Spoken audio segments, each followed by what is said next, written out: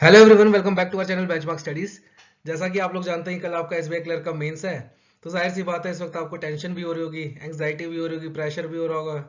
ये भी सोच रहे होंगे कि जो मैंने पढ़ा है मेरे को याद है भी कि नहीं, कल मेरे को क्वेश्चन टिक हो पाएंगे मेरे से कि नहीं हो पाएंगे। ठीक है, ये सब नॉर्मल चीज़ है। ज़्यादा टेंशन मत लीजिए इस पर। ठीक है, फोकस इस पे कीजिए, जो आपने अभी तक पढ़ा है उस पर बस अब लाइन खींच दीजिए। इसके बाद कुछ मत पढ़िए, और जो पुराना पढ़ा है उसको रिवाइज कीजिए बस। ठीक है, नया कुछ मत छूइए, इतना सफिशिएंट है।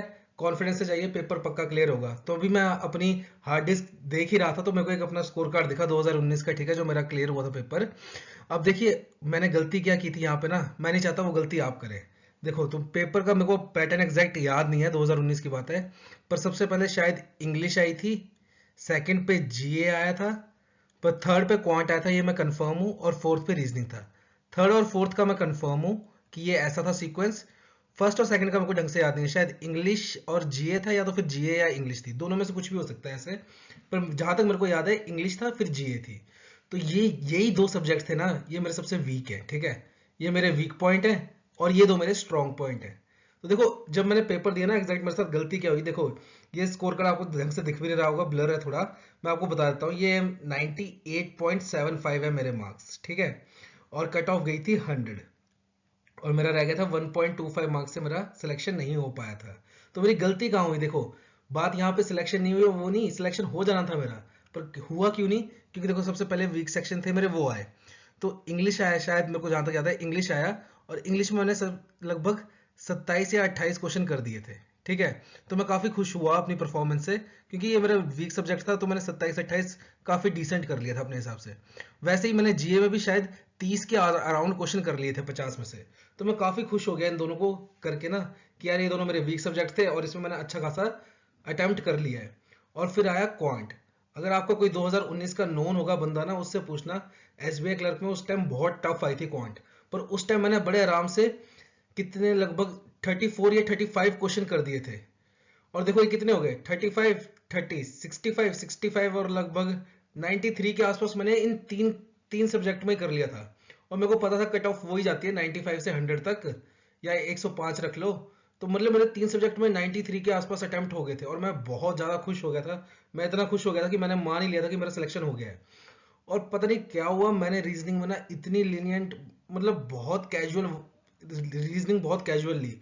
और रीजनिंग इजी थी भी, पर पता नहीं मैं कहाँ खुशी बनाता रह गया। और रीजनिंग में मेरे से अटैम्प्ट ही नहीं हुए। रीजनिंग में मेरे से सिर्फ 19 अटैम्प्ट हुए, सिर्फ 19। समझ रहे हो आप? और इतनी सिंपल रीजनिंग थी, क्योंकि मैं पहले 3 सेक्शन करके इतना ज़्यादा खुश हो गया था कि मेरा सिलेक्शन तो हो गया भाई इस बारी। अब मैं बस वो स्ट्रगल वाली ज़िंदगी से बाहर आ गया, और ये सब मैं खुशी बनाया जा रहा हूँ। अभी वो रीजनिंग स्टार्ट हो रही थी, और मैं मन में सोच रहा था कि मैंने अब जाके करना क्या है, घर पे जाके क्या करना है, कहाँ घूमने जाना है, ये सब सोचने लग पड़ा था मैं। अपने 3 सेक्शन को कंप्लीट करके मैं इतना खुश हो गया था। तो वहां मैंने गलती की कि मैंने पहले रीजनिंग कंप्लीट करनी चाहिए थी, फिर खुश होना चाहिए था। पर वहां गलती कर दी मैंने, इसलिए मेरे रीजनिंग में अटैम्प्ट नहीं हुए। रीजनिंग में सिर्फ 19 ही अटैम्प्ट हुए मेरे से, और मैं लगभग लगभग 111-12 अटेम्प्ट करके आया था बस। ठीक है, और मेरा कट नंबर कितना है 98.75, और कट ऑफ कितनी गई 100। फिर मेरे को बहुत दुख हुआ। पर देखो यहाँ पे मैं आपको एक चीज और बताना चाहता हूँ, कि मैंने देखो खुशी बनाई, वो गलत किया मैंने, पर मैंने एक चीज गलत नहीं की। वो क्या? मैंने रीजनिंग में 19 अटेम्प्ट हुए तो सिर्फ 19 ही किए, ओवर अटेम्प्ट नहीं किए।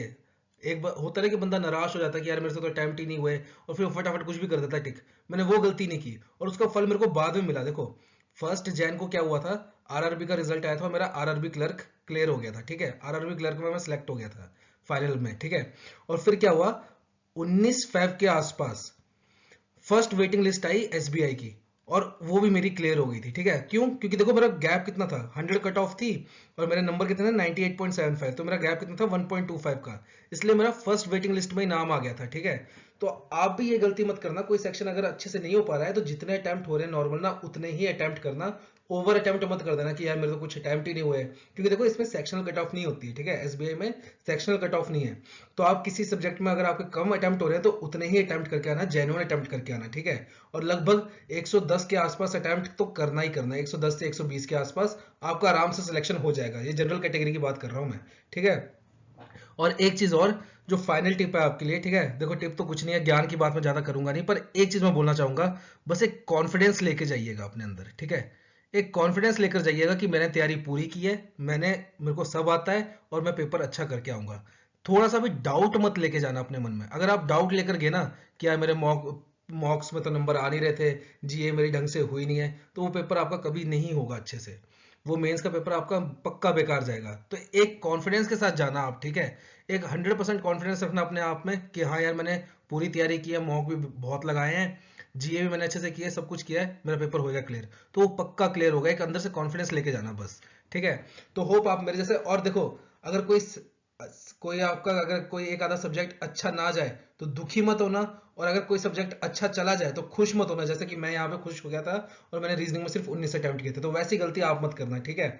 तो होप आपको ये वीडियो से कुछ इन्फॉर्मेशन लगी होगी और आप पक्का कॉन्फिडेंस के साथ जाओगे और पेपर अच्छा से करके आओगे, ठीक है। तो मिलते हैं आपको कल वीडियो के साथ और आपका रिव्यू जानेंगे कैसा गया आपका paper. Till then have a nice day and all the best.